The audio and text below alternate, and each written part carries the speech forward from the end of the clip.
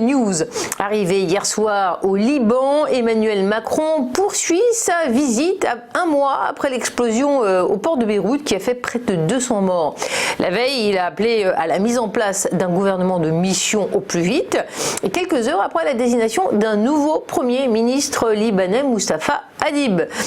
J'ai vu qu'un processus était enclenché ces dernières heures qui a permis de faire émerger une figure en tant que Premier ministre, a-t-il déclaré. Le président de la République a dit « Il ne m'appartient pas ni de l'approuver ni de l'adouber, mais de m'assurer que c'est bien un gouvernement de mission. Ma position est toujours la même, celle de l'exigence sans ingérence », a-t-il déclaré.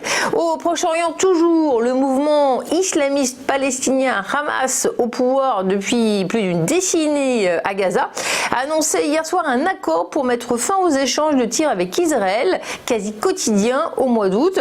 L'armée israélienne a bombardé suite au lancer de ballons incendiaires lancés à partir de la bande de Gaza, voire même des tirs de roquettes. Et donc le Hamas met fin à cette montée des tensions.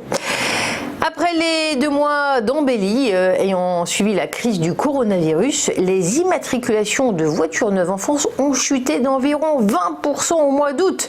Les immatriculations de voitures neuves ont baissé de 19,8% à 103 635 unités.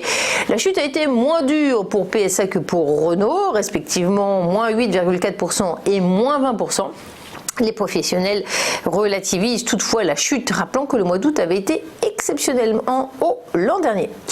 Fréquentation en baisse également dans l'hôtellerie, moins 73% pour le mois de juin par rapport à l'année précédente, selon l'enquête de l'INSEE.